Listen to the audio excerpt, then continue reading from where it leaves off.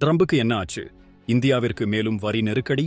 வெள்ளை மாளிகையில் இருந்து வந்த அதிரடி அறிவிப்பு. அமெரிக்க அதிபர் டொனால்ட் ட்ரம்ப் ரஷ்யா மீது கூடுதல் பொருளாதார தடைகள் விதிக்கப் போவதாக தெரிவித்துள்ளார்.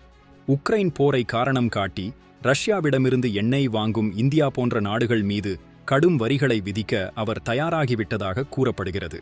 ஏற்கனவே 25% பரஸ்பர வரி, ரஷ்ய எண்ணெய் கொள்முதலுக்காக கூடுதலாக 25% வரி என மொத்தம் 50% வரி விதித்திருக்கும் நிலையில் இந்த புதிய திட்டம் பெரும் தாக்கத்தை ஏற்படுத்தும் என எதிர்பார்க்கப்படுகிறது. ட்ரம்பின் வர்த்தக ஆலோசகர் பீட்டர் நவரோ இந்தியா ரஷ்யாவிற்கு ஒரு சலவை மையம் போல செயல்படுகிறது என்று வெளிப்படையாகவே குற்றம் சாட்டியுள்ளார். ரஷ்ய எண்ணெயை மலிவு விலைக்கு வாங்கி அதை சுத்திகரித்து ஐரோப்பாவுக்கு அதிக விலைக்கு விற்பதன் மூலம் இந்தியா லாபம் ஈட்டுவதாக அவர் கூறுகிறார்.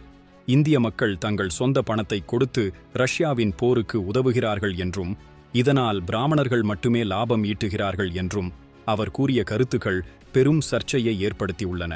ட்ரம்பின் இந்த வரித்திட்டத்தால் இந்திய பொருட்கள் அமெரிக்காவில் அதிக விலை கொண்டதாகி ஏற்றுமதி பாதிக்கப்படலாம். இது பற்றி நீங்கள் என்ன நினைக்கிறீர்கள்? ரஷ்யா சீனா ஆதரவு இந்தியாவுக்கு போதுமானதா? உங்களுடைய கருத்துக்களை கமெண்டில் சொல்லுங்க.